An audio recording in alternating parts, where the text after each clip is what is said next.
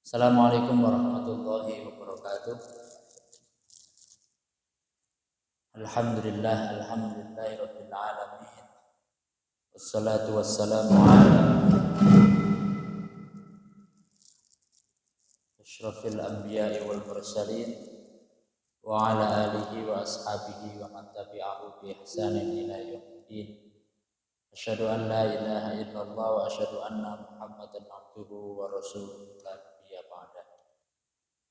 Alhamdulillah, pada malam hari ini kita bersyukur kepada Allah Subhanahu wa taala karena pada malam hari ini Allah masih memberikan kita banyak kenikmatan sehingga kita mampu menjalankan ibadah salat maghrib secara berjamaah. Yang kedua, salawat serta salam tak terlimpahkan kepada junjungan Nabi besar Muhammad sallallahu alaihi wasallam, Nabi akhir zaman, Nabi yang diutus untuk kita tauladani bersama. Bapak Ibu yang dirahmati Allah, kita sampai pada halaman 478.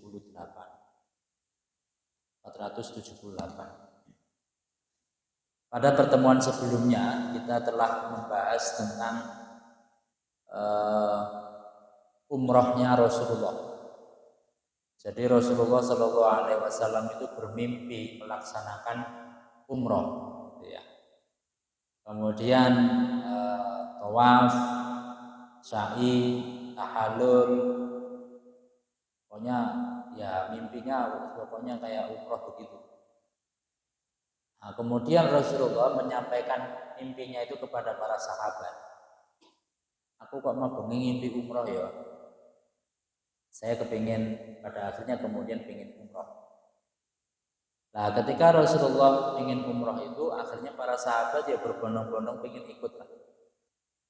Nah, kita saja kalau misalkan ada orang yang kita panuti, kemudian ngejai umroh, berbondong-bondong pengen umroh. Kalau dulu itu ya, orang mau umroh itu yang dilihat ininya siapa, ustadznya siapa gitu ya. Tapi kalau di kota-kota yang dilihat bukan ustadznya, tapi travelnya apa. Kalau travelnya Safira, berarti Bonafit. Ustadznya sopo terserah, pokoknya travelnya Safira. Itu kan gitu. Untuk seragamnya aja kan cici. Nah, gitu ya. Jadi kalau ditanya, kamu umroh travelnya apa? Tapi kalau dulu itu umrohnya sama siapa? Nah, ini yang umroh Rasulullah akhirnya ya semuanya pada ikut 1.400 orang. Kalau di sini sekarang kan levelnya paling bawah jamaah 100, 200 ya. Ini 1.400 orang. Bayangkan betapa besarnya. Dulu katanya ada itu travel apa ya? Yang katanya umroh akbar itu 5.000 orang katanya. Tidak tahu itu apa namanya. Jadi apa ya? Cuma yang jelas umrohnya ini bersama 1.400 orang. Kemudian mikotnya di mana kemarin? Di Bir Ali. Bir Ali itu kenapa disebut dengan Bir Ali? Bir itu birun, sumur. Ali itu adalah ya Ali bin Abi Thalib. Karena di situ banyak sumur yang waktu itu yang menggali ya Ali bin Abi Thalib, sehingga disebut dengan Birun Ali, jamaknya Bir Ali. Kalau jenengan umrohnya itu ke Madinah dulu baru ke Mekah, berarti mikotnya di Bir Ali. Kemudian setelah mikot itu pakai ihram ya. Waktu itu tidak membawa persenjataan perang yang lengkap, cuma pedang begitu aja buat jaga-jaga, dan baju besi ya cuma 1-2 orang saja, karena memang niatnya untuk umroh bukan untuk perang. Tapi orang kafir Quraisy ya suudzon, wah ini jangan-jangan Muhammad ini mau memerangi kita, ya. Sehingga kemudian di dalam yang jenengan buka itu Budal menjadi perantara antara Rasulullah dan kaum Quraisy. Jadi orang Quraisy ini sudah diberitahu bahwasanya kita kesini itu bukan untuk perang tapi untuk umroh, tapi mereka nggak percaya.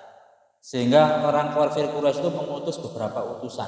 Kemarin kita jelaskan. Itu ada Urwah gitu ya. Kemudian ada apa namanya? Al-Mughirah dan seterusnya. Lalu pada akhirnya orang-orang tua kafir Quraisy itu setuju, ya sudah kita biarkan aja Muhammad masuk Mekah untuk umroh dan kita berdamai. Tetapi anak-anak muda itu tidak setuju.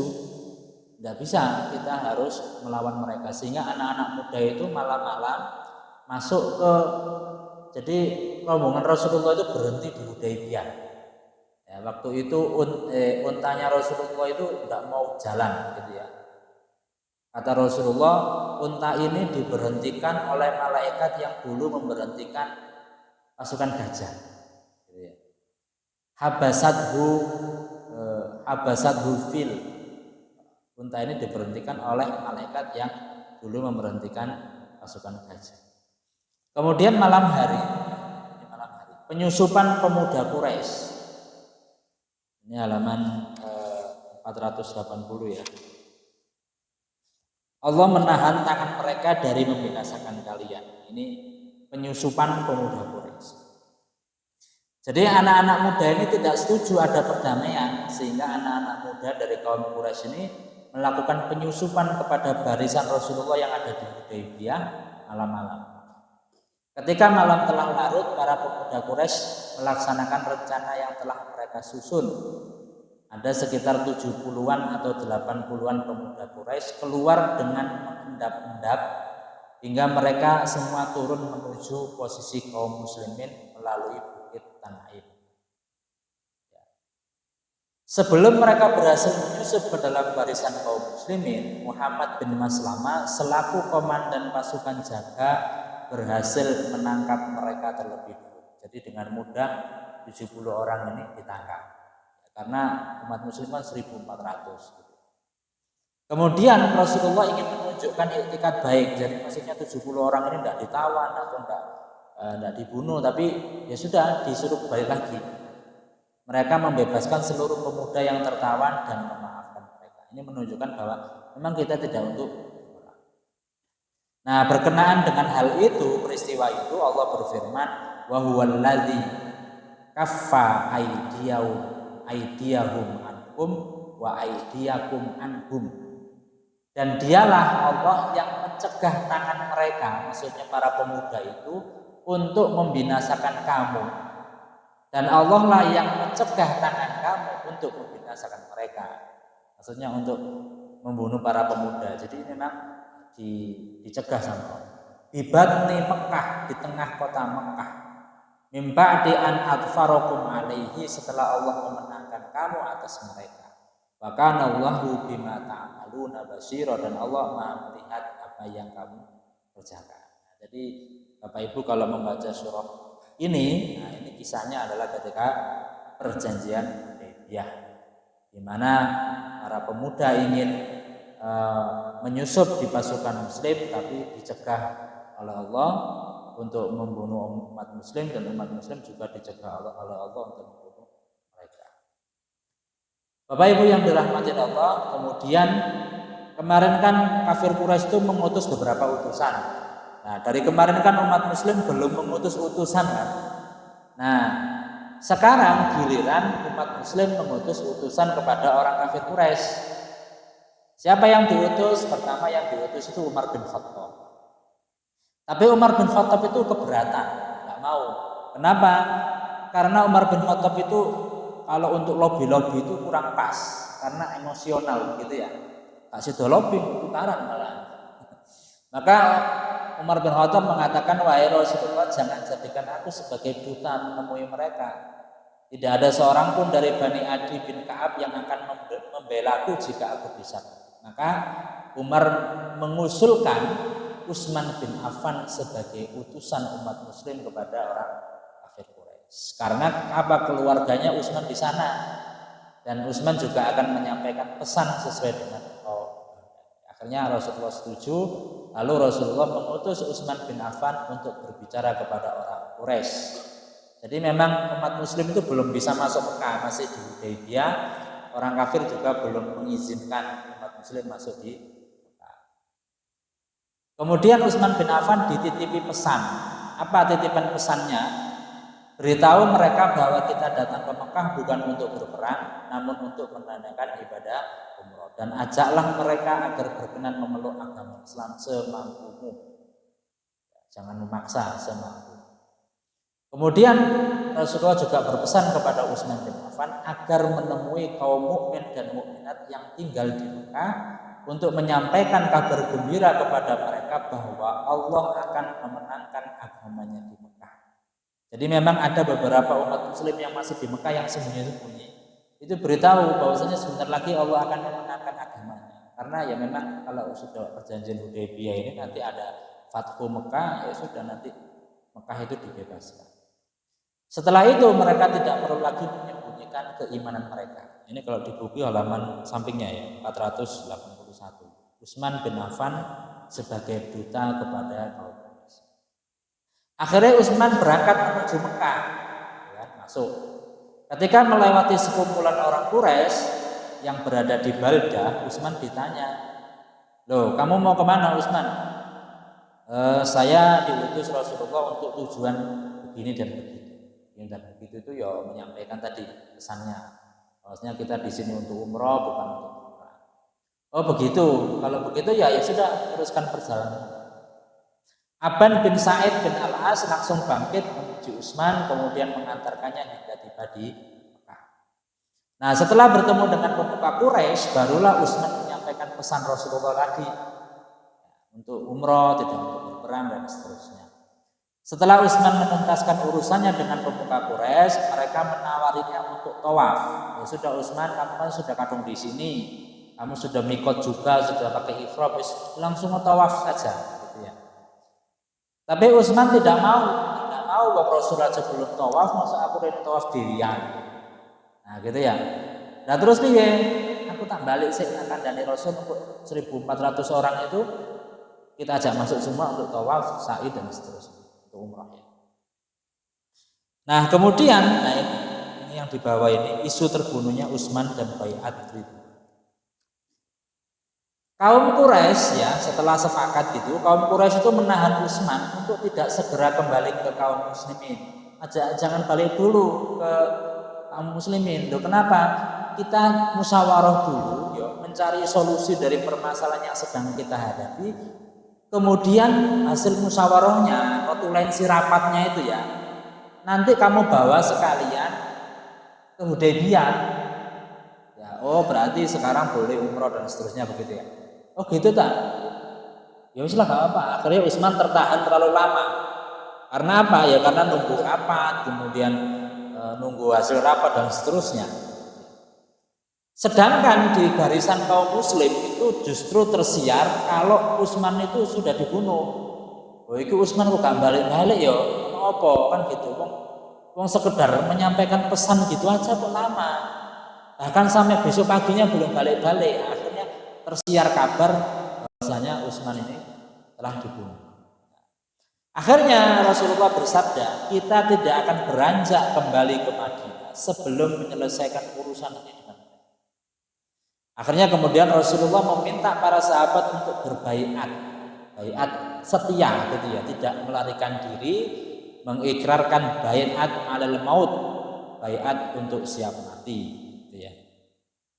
Orang yang meletakkan tangannya pertama kali untuk melakukan baiat adalah Abu Sinan Al-Asadi. Jadi kayak tangan gini, orang ditumpuk-tumpuk gitu loh, kayak apa? Bukan humpimpa ya.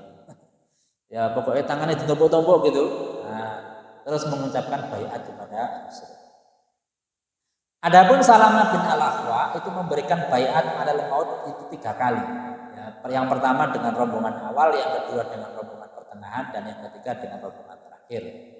Kemudian Rasulullah memegang tangannya sendiri dan bersabda, tangan ini mewakili Utsman. Jadi ini tangannya Rasulullah, terus yang kiri di atasnya ngomong ini mewakili Utsman, karena Utsman kan belum datang, tertahan di dalam. Setelah prosesi pembaiatan selesai, Utsman ini baru muncul. Loh, tiba-tiba si urip. Baru muncul lagi lah, ini yang dinanti-nanti. Ya. di hadapan mereka melihat rekan-rekannya sudah berbaiat, akhirnya Utsman juga ikut berbaiat kepada Rasulullah walaupun sebenarnya tadi sudah diwakili Rasulullah. Akhirnya Utsman ikut baiat. Ya janji setia tidak akan melarikan diri. Nah, dari 1.400 orang itu ternyata ada satu orang munafik yang ikut. Ya, tidak tahu ya kok dia ikut ya. Namanya Jad bin Qais. Ini tidak mau berbaiat dia bersembunyi di balik batu. Ada udang di balik batu. Nah, peristiwa pengambilan baiat ini terjadi di bawah sebuah pohon. Wallahu a'lam pohonnya masih ada apa enggak. Pokoknya terjadi di bawah baiat ini, namanya baiat Ridwan. Terjadi di bawah. Ketika Rasulullah mengambil baiat daripada sahabatnya, Umar bin Khattab menyangga tangan Rasulullah agar beliau tidak terlalu letih. Nah, tangannya Rasulullah kan paling bawah, ditumbuhi tangan sakmono kae ya pegel kan, menyangga. Akhirnya bawahnya disangga sama Umar bin Khattab, sedangkan Maqil bin Yasar memegangi ranting pohon yang biar gak kena Rasulullah. Nah, baiat ini dikenal dengan baiatu Ridwan. Pernah dengar ya? Baiat Ridwan. Bukan berarti namanya ada nama Ridwan, enggak. Ridwan itu kan ridho ya, ya ridho terhadap janji setia kepada Rasul. Dan Allah mengabadikan dalam firman-Nya Quran surah yang ke-48 Al-Fat ayat 18, laqad radhiyallahu 'anil mu'minin. Ini surah halaman 482 itu yang bawah. Laqad radhiyallahu 'anil mu'minin. Sungguh Allah telah meridhoi orang-orang mukmin. Nah, itu ridwan itu maksudnya ridho tadi. Idh yubayyi'unaka tahta syajarah, ketika mereka berjanji setia kepadamu yaitu Muhammad di bawah pohon. Pohon apa? Pohon mangga apa pohon?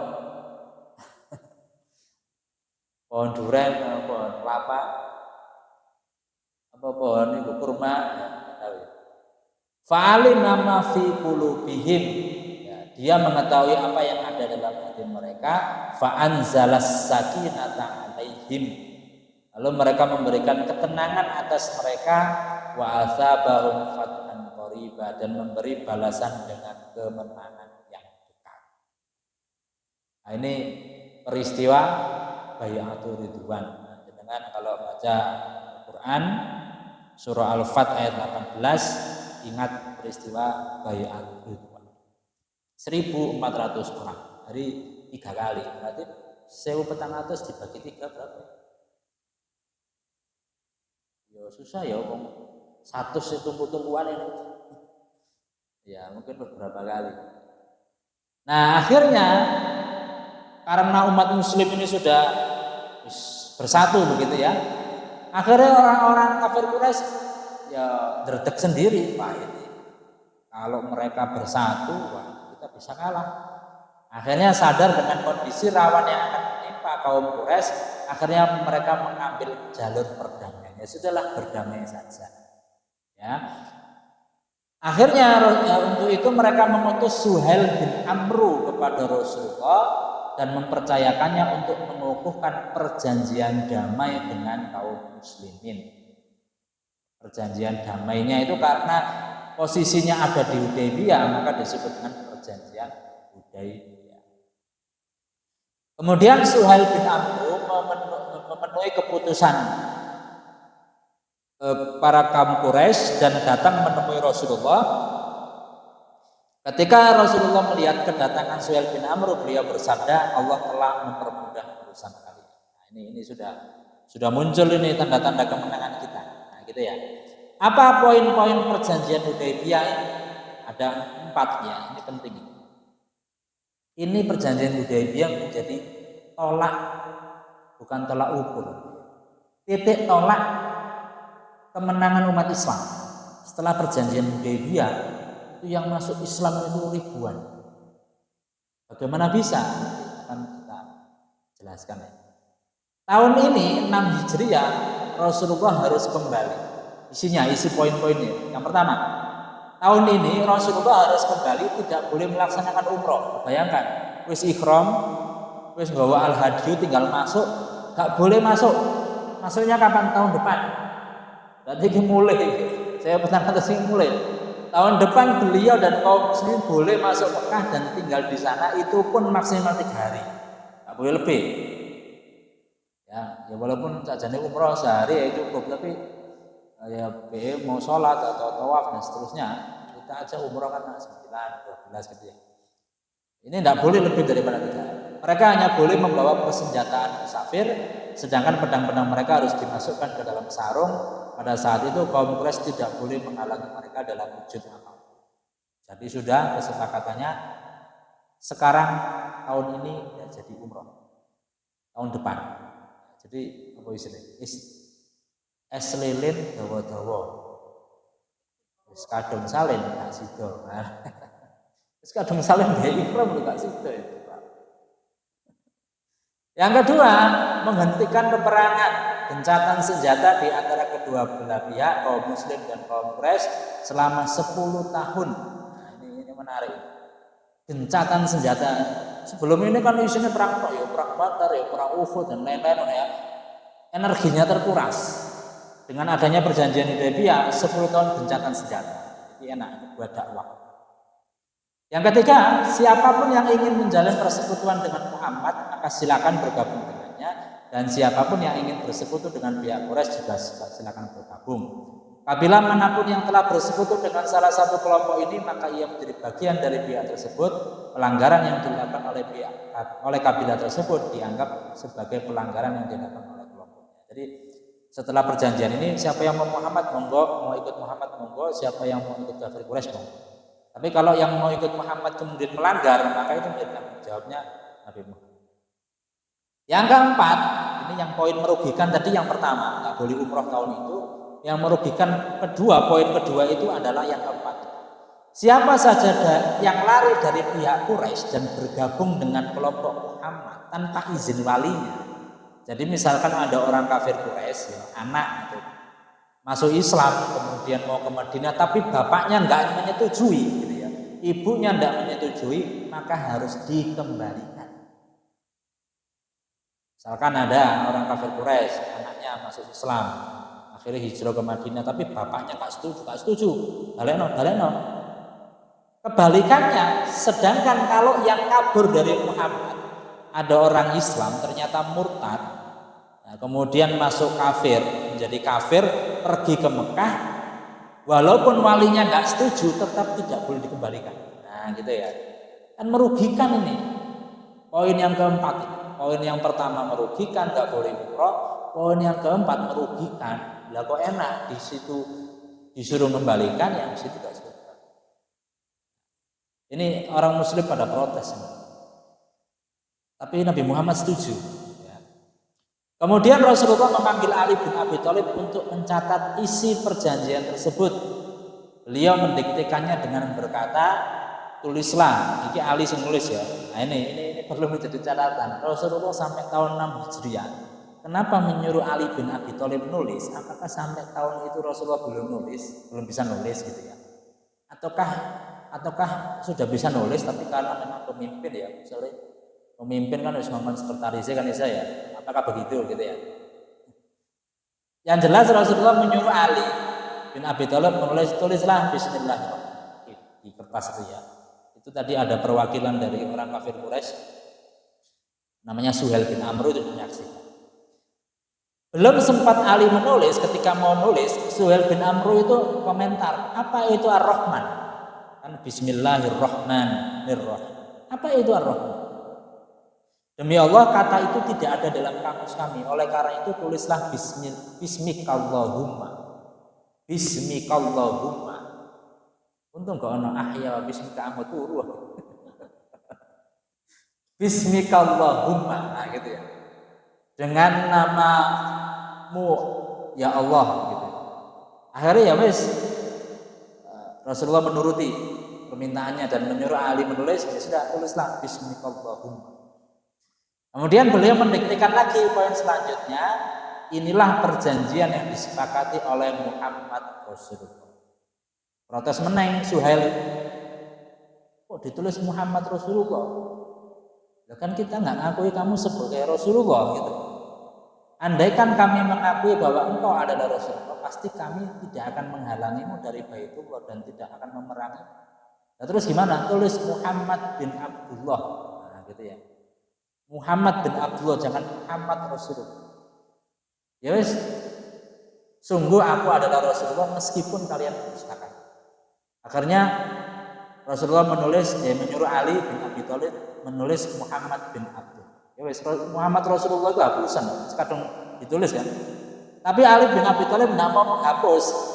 Jangan jenengan itu Rasulullah kok ya apa sih?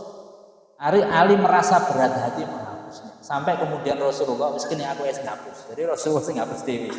Nah, soalnya Ali nggak mau menghapus. Muhammad bin.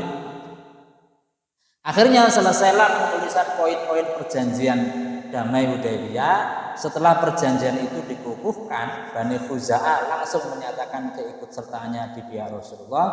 Mereka adalah sekutu Bani Hashim. Sementara itu Bani Bakar lebih memilih untuk bergabung dengan pihak Quraisy. Jadi setelah itu ada beberapa Bani yang langsung ikut Rasulullah, ada yang kemudian ikut kafir Quraisy. Nah, ini perjanjian.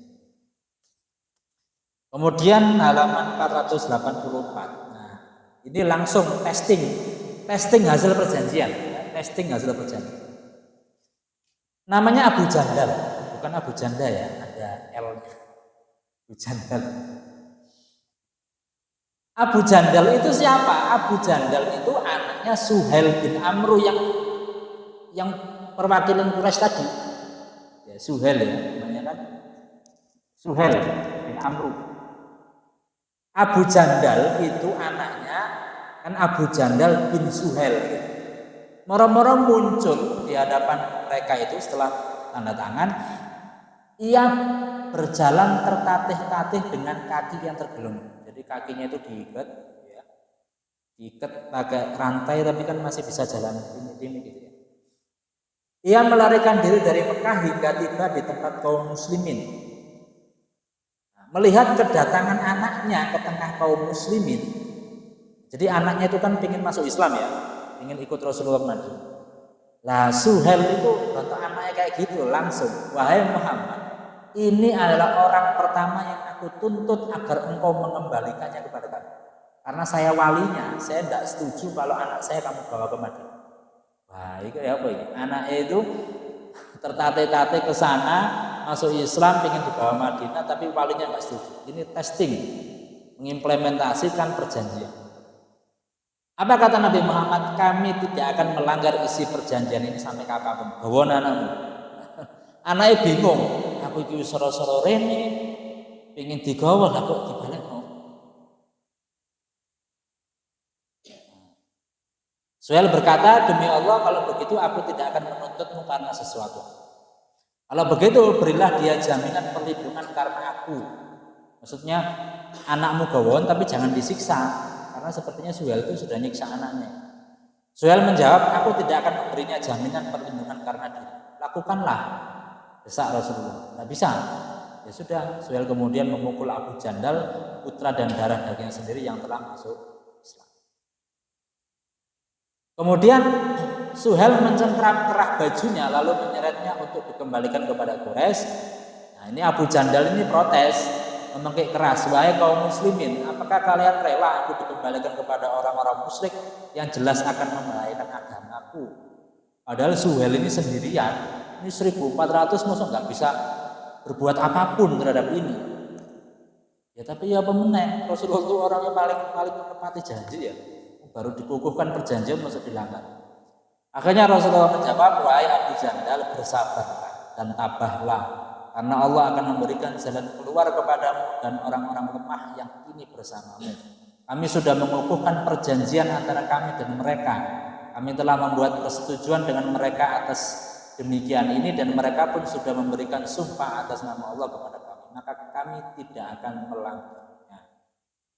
Tapi nanti pada akhirnya yang melanggar siapa? Yang melanggar orang kafir Quraisy. Tapi itu nanti. Akhirnya Umar bin Khattab melompat ke samping Abu Jandal. Itu satu emosi Umar bin Khattab. Bersabarlah wahai Abu Jandal, mereka hanyalah orang-orang musyrik, darah mereka tahu banyak darah. Kemudian Umar menyodorkan gagang pedangnya kepada Abu Jandal. Maksudnya itu pun pedangnya, nah, gitu ya. Kamu sendiri yang melakukan. Aku harap dia mengambil pedang itu dan membabat kepada tubuh ayah. Akan tapi Abu Jandal tidak melakukan. Nah, ini Bapak Ibu yang dirahmati Allah, proses penulisan perjanjian Hudaybiyah telah selesai. Insya Allah akan kita lanjutkan pada pertemuan yang akan datang. Jadi Abu Jandal sudah dibawa masuk ke Mekah. Kemudian besoknya itu Rasulullah meminta para sahabat untuk mencukur rambut, untuk tahallul. Tetapi para sahabat itu tidak mau. Karena apa? Para sahabat masih berharap kita ada wahyu, yang wahyu itu kemudian memerintahkan mereka untuk bisa masuk ke Mekah untuk umroh. Sampai Rasulullah nyuruh 2 kali itu tidak ada yang bergerak. Padahal biasanya kalau Rasulullah nyuruh sekali langsung berlomba-lomba untuk memenuhi itu ya. Tapi ini nyuruh sampai 2 kali tidak bergerak. Akhirnya Rasulullah sudah mantel ya. Karena apa? Kalau seandainya saya nyuruh sampai 3 kali mereka tidak dilakukan, saya takut nanti ada azab yang bisa mengenai mereka. Ya wis, aku tak diem saja masuk ke tenda. Nah, di dalam tenda itu ada istrinya namanya Ummu Salamah, itu ngomong gini, wahai Rasulullah, jenengan gak usah ngomong. Maksudnya gimana? Kalau mereka disuruh ambil omongan gak mau, jenengan harus gak usah ngomong ambil omong. Terus ya nopo? Samen keluar, samen potong rambut. Samen sendiri dulu yang tahallul gitu. Akhirnya kemudian 1400 itu karena melihat Rasulullah tahallul, akhirnya mereka tahallul. Nah, ini menunjukkan bahwa kadang kalau kita merintah seseorang itu kadang nggak harus melalui lisan, tapi langsung menggunakan contoh. Ya. Ngongkon anake sholat jamaah nang masjid, ngongkone sampai muru-muru ngono ya, anake gak ngreken. Ya wis tunjukkan tauladan gendino bapak nang masjid, nanti anak itu semoga mendapatkan hidayah. Tapi akhirnya karena 1400 itu satu emosi ya, karena waktu itu udah ada tukang cukur ya, sehingga saling mencukur gitu ya, saling mentahalil gitu ya. Karena suatu emosi, jadi koncoy yang nyukur rambut koncoy itu sudah dipedal-pedal. Ya karena 1400 itu masih berharap, wahai Rasulullah perjanjian modal ngono kok disetujui gitu loh. Kita itu rugi. Wong nggak boleh umroh, kadang ada rene, kadang ihram kon balik. Mari ngono kalau ada orang yang masuk Islam disuruh kembalikan, itu model perjanjian bagaimana kalau disetujui? Umar bin Khattab juga sempat begitu. Terus Umar bin Khattab juga tanya, wahai Rasulullah, mimpi jenengan ini kan pasti benar. Salah satu tanda kenabian itu kan ar-ru'ya as-shadiqah, mimpi yang benar. Nah ini kok nggak terjadi? Dungaren gitu. Biasanya jenengan mimpinya pasti terjadi. Nah jenengan kemarin mimpi umroh, lah kok gak jadi umroh nih ya nopo? Nah, masa ya mimpi jenengan gak benar. Terus Rasulullah ya pinter juga. Wahai Umar, apakah kemarin saya bilang bahwasanya kita akan umroh tahun ini? Tidak juga sih. Ya jenengan cuma bilang kita akan umroh ini, tahun ini tahun lalu. Nah, akhirnya oh ya benar. Jadi Umar bin Khattab sempat tidak setuju. Yang nanya sami'na wa ata'na betul-betulan itu adalah Abu Bakar As-Siddiq. Abu Bakar As-Siddiq itu luar biasa. Model keputusannya Rasulullah kayak ya apa, Abu Bakar itu tetap menerima. Sehingga kemudian yang sotok ngedem-ngedem Umar itu adalah Abu Bakar As-Siddiq. Sehingga kemudian 1400 itu tahallul, kemudian memotong al-hadiyum mereka, baru kemudian mereka pulang ke Madinah. Baru tahun depannya mereka melaksanakan umroh betulan yang kemudian masuk ke Mekah, tawaf dan seterusnya. Bapak Ibu yang dirahmati Allah, mungkin itu yang bisa saya sampaikan. Insya Allah pertemuan yang akan datang adalah perjanjian Hudaybiyah yang terakhir. Nah, ini kan masih belum terakhir ya. Yaitu besok nanti kita akan cerita saling mencukur dan seterusnya itu. Baru kemudian nanti akan tema-tema selanjutnya. Mungkin itu yang bisa saya sampaikan. Allahumma fa'alna bima 'allamtana wa 'allimna ma yanfa'una warzuqna 'uluman tanfa'una fid dini wad dunya wal akhirah. Subhanakallahumma wa bihamdika asyhadu an la ilaha illa anta astaghfiruka wa atubu ilaik. Wabillahi taufiq wal hidayah. Assalamualaikum warahmatullahi wabarakatuh.